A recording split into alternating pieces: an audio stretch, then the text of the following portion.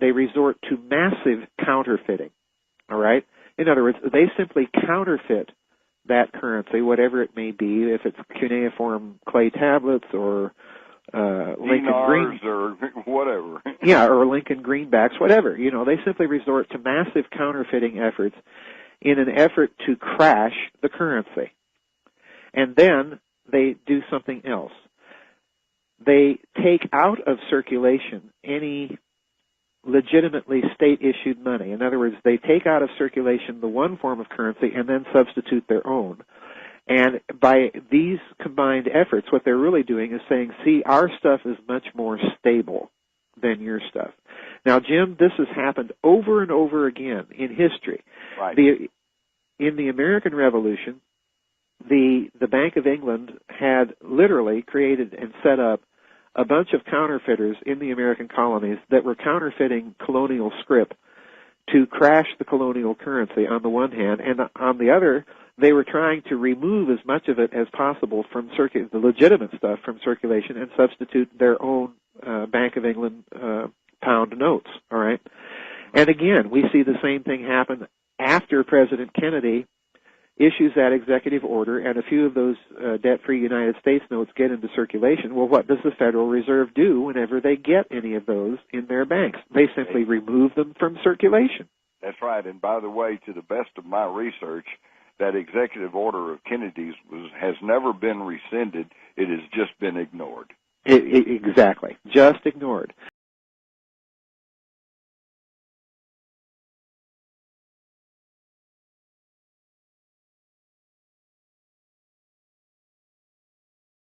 Go into more detail about it. Now, if we're going to open gateways, modern science tells us that in order to do that, we need what's called a particle accelerator. And I believe I found evidence of an ancient particle accelerator, and that's what I want to talk about now for the next few minutes. The Tower of Babel, we're told, was modeled after the ancient cosmic axis, which was called Meru. Meru.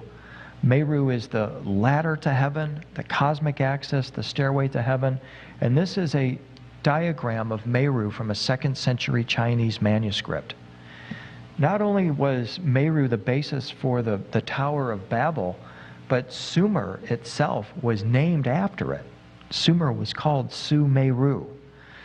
Meru, of course, is spelled M-E-R-U, and what we saw earlier was this Mer device spelled M-A-R that looked like some kind of well, it's described as a spade, but it looked like some kind of a vehicle ascending. I think the diagram is actually referring to this device right here, the Meru cosmic axis. Again, coming from a 2nd century Chinese manuscript. This has been a very intriguing diagram to me for a number of years, and when we follow the more detailed path of it, we see what appears to be almost like a vertebrae system. It looks strikingly similar to a human vertebrae system, among other things. At the apex of this Meru pillar is a triangle, or a pyramid, which is symbolic of a place called Shambhala, which was the name of the place where this Meru pillar was originally located, Meru being the name of the center of Shambhala, and Shambhala being the name of the place of also known as the realm of the immortals, the home of the immortals. Now, Shambhala is one of those really funny words because it has within it words we've already discussed tonight, including Shem, which Sitchin identifies as the shining fiery stone, specifically the capstone to a pillar. And Sitchin identifies this as the craft of the Anunnaki. Shem is the root of our word shaman and also of Shambhala, the realm of the immortals. I was researching this whole Shambhala business a number of years ago and giving a presentation on it. And a scientist came up to me after this one particular presentation, and he said, I was basically asleep through your presentation until you put up that blueprint. And I said, what blueprint? And he went through my slides until he came to this diagram right here. And he said, that blueprint right there. And he proceeded to tell me that he designed particle beam weapons for a living, you know, Star Wars type weapons. And he said, do you realize that this right here is a blueprint for a particle accelerator? He said, here's the weapon system right here. It's designed to rotate on this platform, and this is the pulse emanating from the weapon. The reason why it looks like a sword is because this is, in fact, a weapon system that you're looking at. And the question is, what was it doing in a 2nd century Chinese manuscript? So I took the scientist's bait and I came home and I consulted God or a form of God, Google, and I typed in particle accelerator. And here came Ernest Lawrence's diagram of the particle accelerator that was used in the splitting of the atom. And when I compared it with the base of the Meru diagram, I can see exactly what that scientist was talking about. There is a pretty interesting correspondence between this modern particle accelerator and this ancient diagram. And the question is, how does that happen? I mean, is it possible that this 2nd century Chinese manuscript featured a blueprint for a particle accelerator? Just exactly the device that you need in order to open a wormhole in space? And this diagram, again, is the model or possible model upon which the Tower of Babel, the gate, is based. Paul Davies, writing in Scientific American, theorizes that one day we will be able to build giant space-based particle accelerators that open wormholes. And when I look at the two, I sort of see a correspondence. I think that maybe this is, in fact, a blueprint for an ancient particle accelerator. Number 22, the covenant that the biblical God gave to Abraham was a promise to make his name great and to make for him a great nation. Today, Great Britain is the only nation called great. In Hebrew, the word Britain literally means land of the covenant, and British means man of the covenant. How on earth did the Hebrew throne of ancient Egypt and Canaan end up in Great Britain under Queen Elizabeth II? And if you take a look in the 20th century, this era started around 1910, 1913. Well, what happened in 1913? Not only did we have the Federal Reserve, the central banks, and all that, but we also had the lead up to World War I, which led, of course, to the Balfour Agreement, the breaking up of the Ottoman Empire, so all these nation states, all these things were set because of the Zionist movement at about the same time.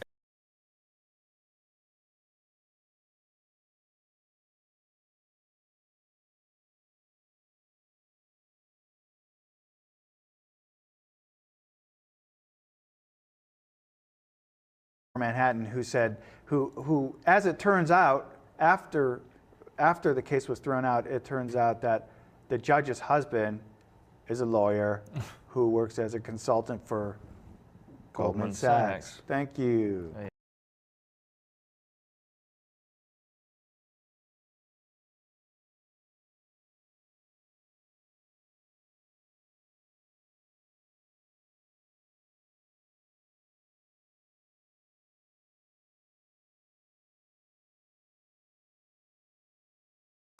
The Brookings report says very specifically, number one, don't tell anybody. If you tell anybody, it will shatter the fabric of our civilization.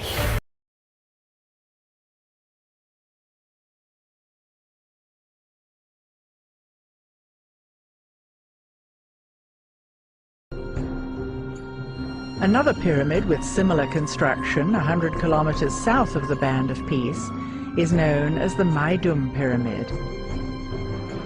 Today, when you walk around Maidum Pyramid, you'll find out that on the ground is a coat of black color flint. And the evidence is this. When you pick up one of these flints, you see it's black at the top and the bottom is a different color. And there is a catastrophe happening over there. I want you to look at the ground. You can see a coat of smoke affect the flints on the ground. Maidum is not the only place that looks as though there was an explosion. Look at this giant crack in the solid stone of the Red Pyramid. It would have taken a huge force to crack the solid rock. There is a crack in the subterranean chamber in the Great Pyramid. and there is another one in the Grand Gallery. There are weird chemical burns in the Red Pyramid. What could have caused these? Old photos of the King's Chamber in the Great Pyramid show the stone as black. The room was cleaned and restored, and now we can see the walls are pink granite. The granite sarcophagus has a broken corner, and the wall next to it has a giant crack.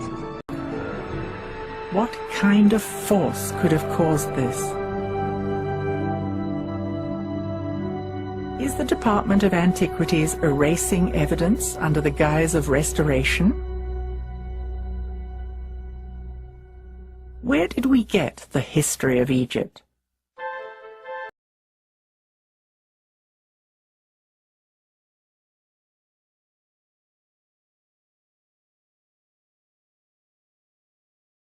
A couple of years ago, I hired a digital artist named Jack Andrews to render this two-dimensional image in 3D for us.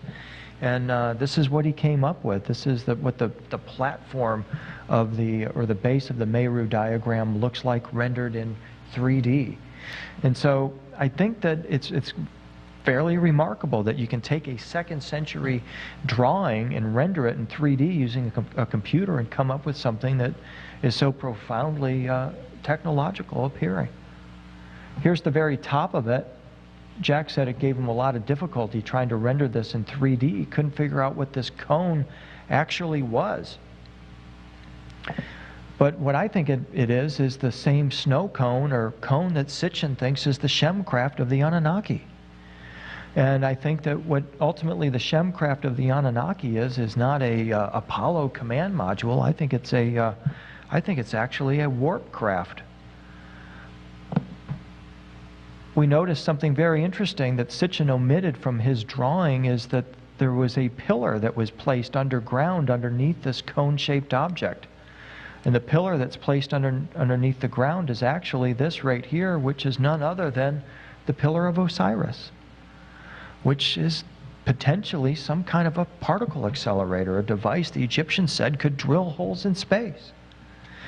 And here it is perfectly present in this diagram. Back to Jack's drawing of the apex of the Meru diagram. I think that, again, what we're actually seeing in the 2nd century diagram is a warp craft being spit out of a Stargate. And that, in fact, the apex of that diagram and this warp craft designed by NASA, or proposed by NASA, are actually describing the same thing. And so when we see Inanna standing in front of this Mer device that's mounted to the Tower of Babel, the Tower of Babel is the gate. It's the particle accelerator. And what she's witnessing here is this device right here. And this pine cone shaped object at the top here is this right here. And what it in fact is a warp craft. And what the Anunnaki possessed was this technology of opening the gates of the gods, and that's what's buried 20 feet beneath the sands of Baghdad, is the secrets of the ancient gates of the Anunnaki.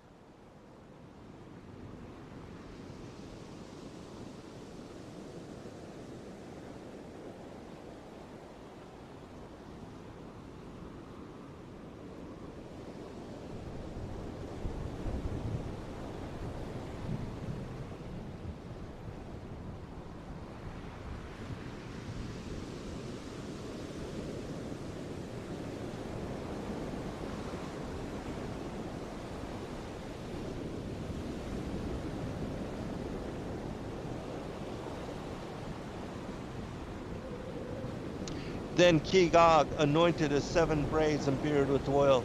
He just stood before 100,000 of them, all in the high place of Baal of the earth, and looking over his warriors and kingdom, he screamed with a voice that all Rephaim heard, "For Baal of the earth and for the loss of the moonchild, we go to war." And when the moon was full, next war broke out between Og and Nimrod's kingdoms. Og and his giants fought against the circumcised, and the circumcised and Nimrod fought back. The Rephaim were driven on by the death of the moonchild, and their hatred of circumcision hardened their resolve. These are the Rephaim of significant stature that fought with King Og on the field of battle of the 100,000 giants.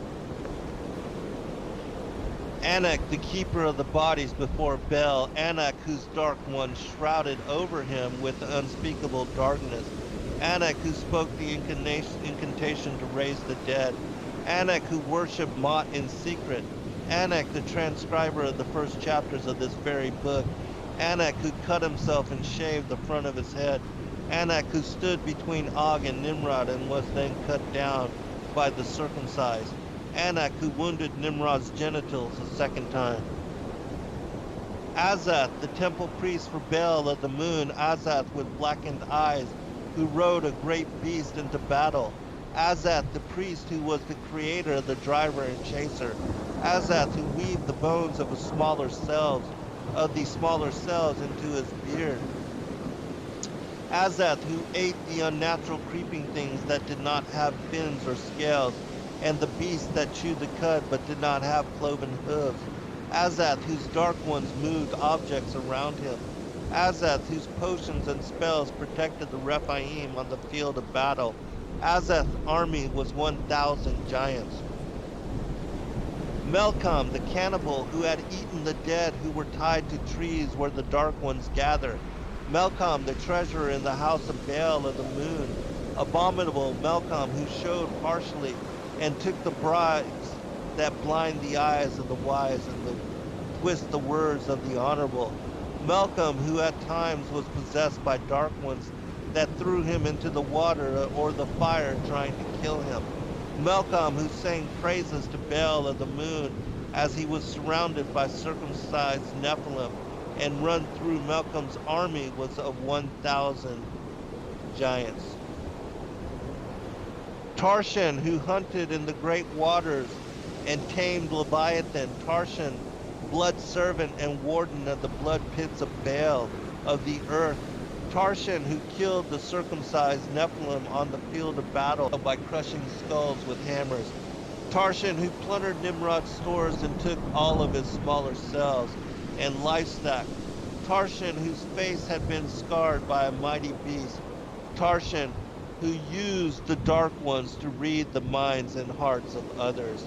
Tarshan's army was 500 giants. This is the 100,000 giant war as scribed by both Anak, the keeper of the bodies before Baal, and Anzal, the slayer of the smaller cells before Baal. Now the uncircumcised Rephaim came to join forces with King Og, arriving from the hot and cold lands of elsewhere. All the dispersed uncircumcised Rephaim from the four corners of the world, they came. When the uncircumcised Rephaim had arrived, King Og anointed his hair and beard with oil. He just stood before 100,000 of them, all in the high place of Baal of the earth. And looking over his warriors and kingdom, he spoke with a loud voice, saying, "Thrust in your sickle and reap, for the time has come for you to reap. For the harvest of the earth is ripe. For Baal of the earth, for the loss of the moonchild, we go to war," he said.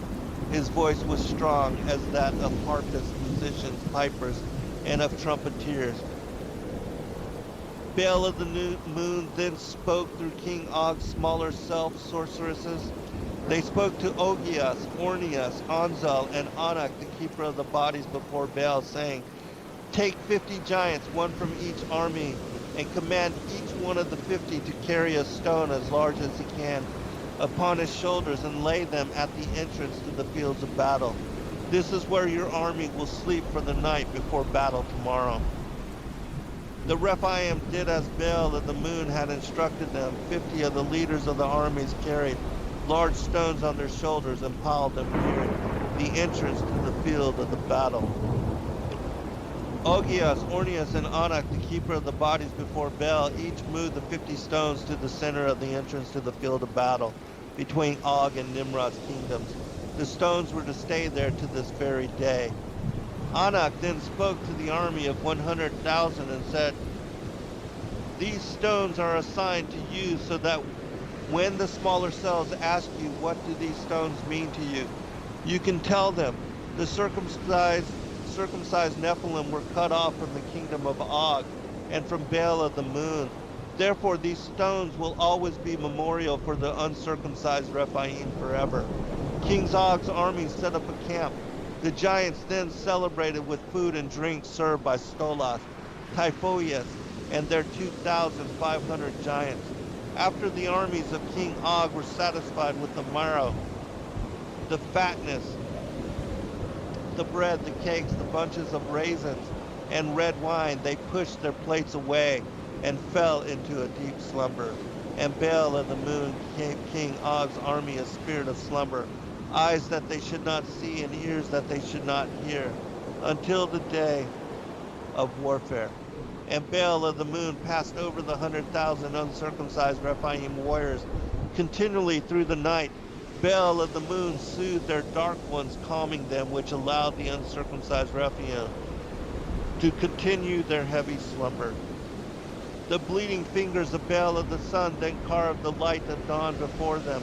On that day of the full moon, the uncircumcised awoke, and the day star rose in their hearts. Now on that morning of the full moon, the leaders of King Og's armies had gathered about his tent and awaited wisdom and instruction to perceive the words of understanding, to receive the instruction of wisdom, justice, and judgment, and equity, for the world was set to change on that day. And King Og stood at the entrance to his tent, and he prayed loudly. The 100,000 giant war. And war broke out between Og's and King Nimrod's kingdoms. Og and his giants marched across the desert, that is damnation, toward the circumcised Nephilim. And the circumcised Nephilim and Nimrod marched to meet them. And this uncircumcised Nephilim released the elephants, rhinoceros, great beasts of old, and the creeping things onto the field of battle. The circumcised Nephilim brought no beast whatsoever. So the Rephaim fought the war and acted wisely concerning it, and each giant girded his weapons of war, and fought according to all that Baal of the earth, moon, sun, stars, celestial bodies, and Mot had told them. Each of the uncircumcised Rephaim killed 100 or more of the circumcised Nephilim. There has been no violence likened to the 100,000 giant war before or since. And water began to fall from the sky, and all who marched were wet, and their weapons were made heavy because of it. The uncircumcised Rephaim, whose minds were full of violence, were driven on by the death of the moon child, and their hatred of circumcision, which strengthened their violent resolve. The circumcised Nephilim also had minds of violence and anger about the moon child, worth going to war over, and the water mixed with the ground of the fields of battle, which were called damnation, and the mud became thick and slowed them some. The uncircumcised walked forward to the circumcised, and the circumcised walked forward to the uncircumcised. The Rephaim walked upon the field of battle, which is called damnation, as if in the midst of the sea, and the waters fell upon them. And to their right hand and on their left, the giants carried their swords, axes, drivers, and chasers, and lances, and led their beasts of old to kill on the field of battle. The fountains of the deep opened, also the windows of heaven opened wider, and rain fell, unrestrained upon the field of battle. And the waters returned to the earth continually, and they were not abated. This was the very beginning of the 40 nights and days of rain, the prophecy that had been foretold by the priests of Baal, of the sun, who were as follows: Happus, Dantalion, Valak, Siriti, Person, and Dikarabit. The mud then became as a thick, cold darkness that swallowed at the Rephaim's feet as they marched. The anger and hatred grew within King Og's army against the circumcised Nephilim, for Baal of the moon sent his wrath in this war against the circumcised nation. Baal of the moon hardened King Og's heart so that he would not lose the war. Baal of the moon then strengthened King Og and his giants to take the plunder, and to strip off the spoil from the temples and the dwellings, and to trample the circumcised Nephilim like beggars in the streets. Now Kotos blew the beast's horn, and his army of 2,000 giants began to chant, saying, "The battle belongs to King Og." Koto's army then blew their horns, and all 100,000 giants of Og's army continued the chant. The blackening ground shook and grew wetter still as a marsh of riverbed. The field of battle became heavy as when one is sent to me with heavy tidings, and the rain poured with more violence upon the earth. King Og's army continued, and the great beasts of old marched with them.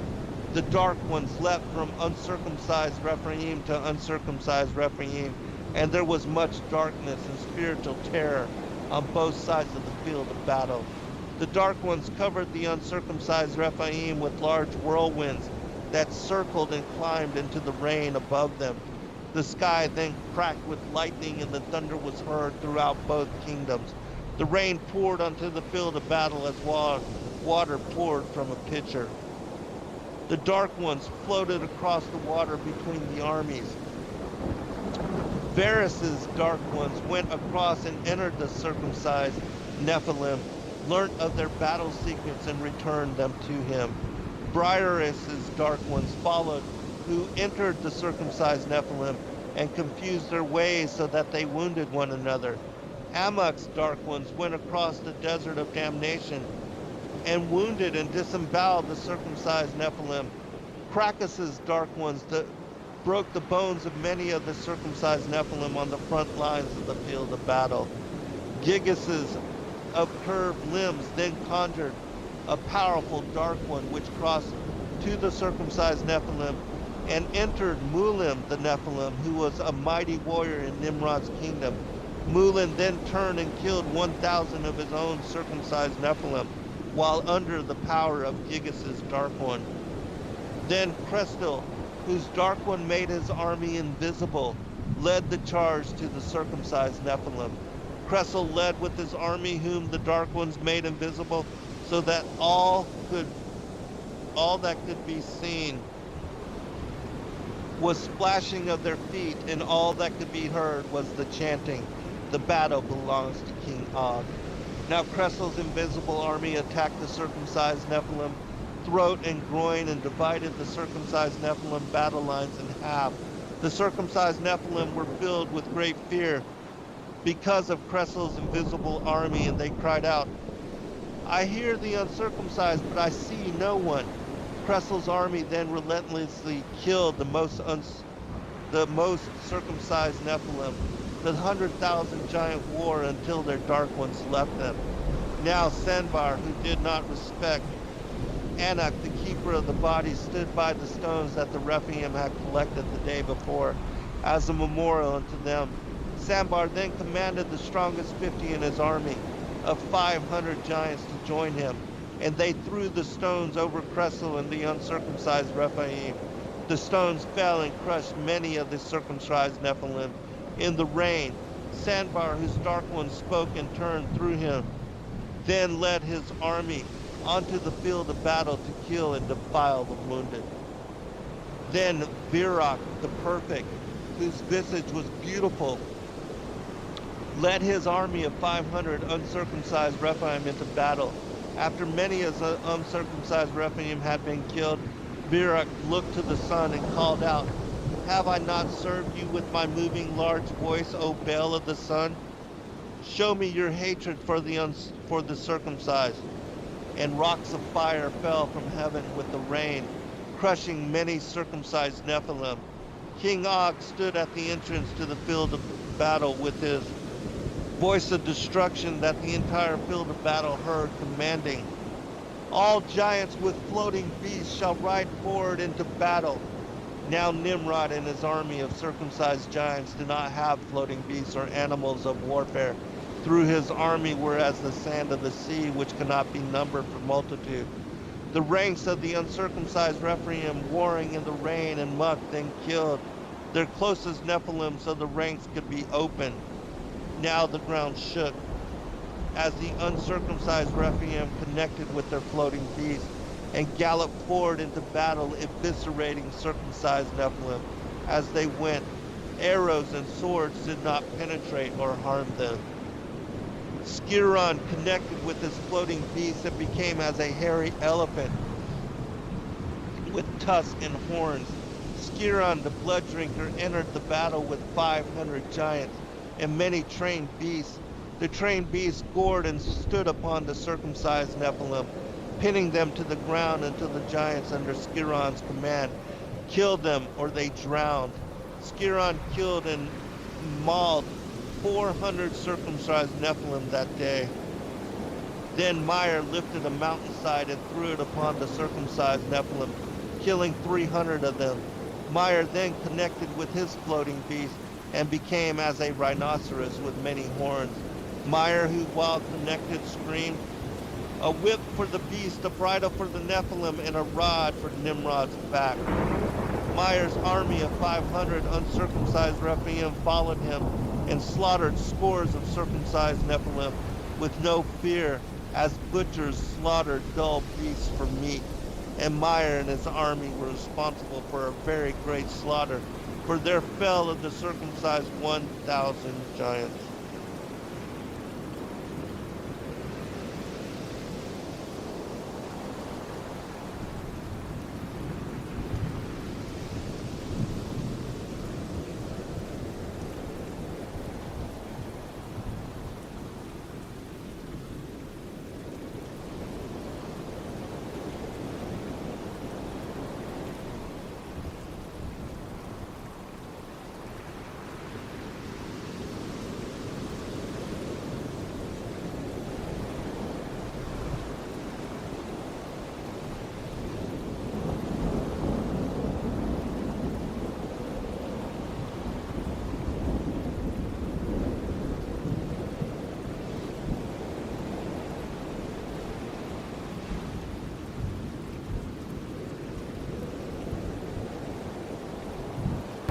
All the wood in this room is from Russia. It's Russian walnut.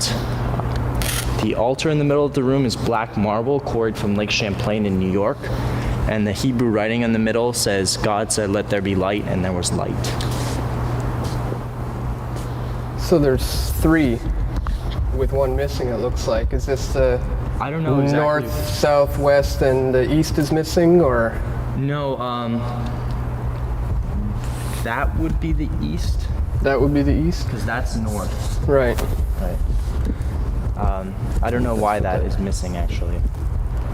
I asked him why there were only 3 lights at the altar, and he said he wasn't too sure why, but there are 3 because 1 represents the east, 1 represents the west, 1 represents the south, but in Masonry, the north is the place of darkness. And of course, according to the Bible tells us that the north is where God resides.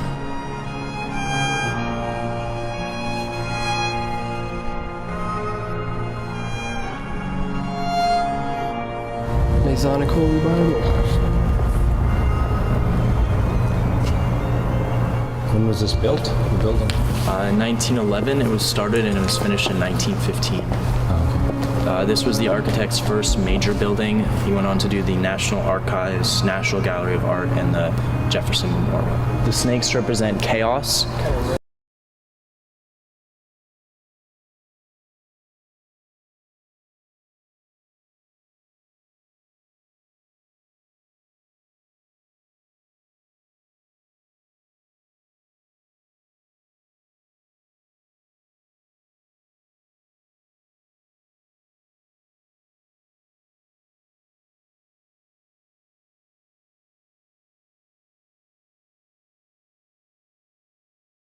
This guy Shackleton goes down there on the and I think I put this in my original blog. He goes down there on the name of the ship is the Nimrod. He goes down there on the Nimrod, and it's called the Nimrod Expedition. I'm like, seriously? Okay, Nimrod's goal was to reach into heaven, right?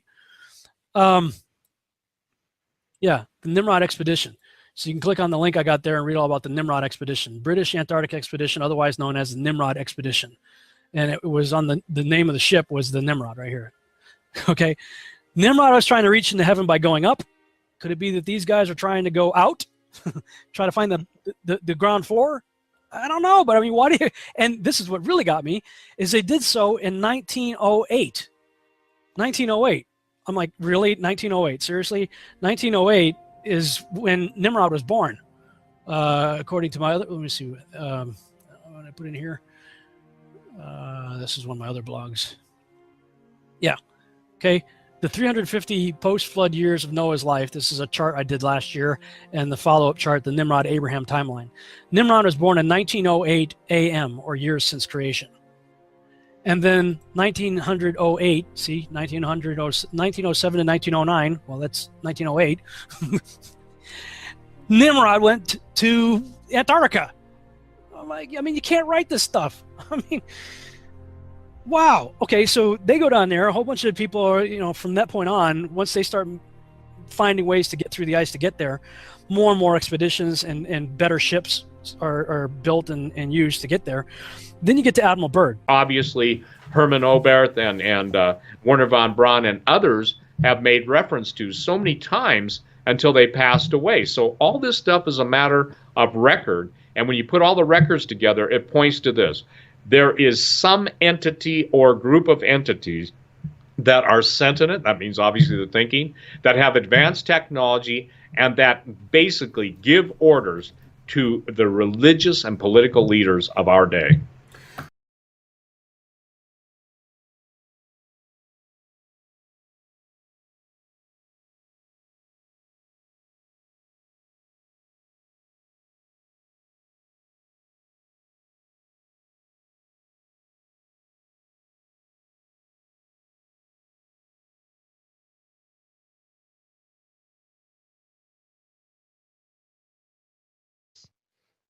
Azazel, the translators of the Greek Septuagint understood the Hebrew term as meaning the sent away.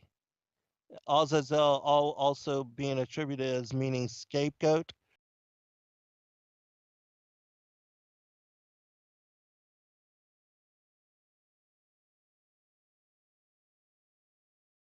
Ultiem geworden. Maar dat is allemaal omdat de mensen, zeg maar, niet opstaan. Nee. Niet beseffen wat de werkelijkheid is. En geprogrammeerd zijn, want durf maar eens te zeggen dat je tegen het sionisme bent, dan ben je antisemiet, dan ben je, dat proberen ze... Het negatieve, je mag zeggen het kwaad, het Luciferiaanse, het satanisme, hoe je het wil noemen. Het is een werkelijke entiteit. Ik ben werkelijk erachter gekomen dat wat ook in zo'n Bijbel staat, en het staat niet alleen in de Bijbel, het staat in zoveel boeken. Er is werkelijk een shift geweest, een afscheiding geweest van de lichtmanifestatie. Waarin eigenlijk een club voor zichzelf is begonnen. En een haat, een intense haat heeft. Een kwaadheid heeft. Die maar heel weinig mensen werkelijk op waarde durven in te schatten. Want het is een allesvernietigende kracht die ons haat. Ja. Die haat de schepping, die haat het leven. En zal er ook alles aan doen om ons mensen te vernietigen. En hoe doe je dat? Door ze uit elkaar te houden. Verdeel en heers, dat klopt. De mensheid is namelijk de manifestatie van het licht. Dat is de werkelijke creatie. Zolang je die maar gescheiden houdt in allerlei zaken, zoals politieke partijen, kleurtjes waar we op afgerekend worden, noem alles maar op. Dan zorg je ervoor dat jouw grootste vijand, vanuit het Luciferiaans gezien, niet tot zijn volle potentie komt, niet tot zijn volle kracht komt. Niet kan gaan staan, want op het moment dat dat gebeurt, dan verdwijnt het. Dan verdwijnt die hele brulboei, dat monster, het monster van meer, die verdwijnt.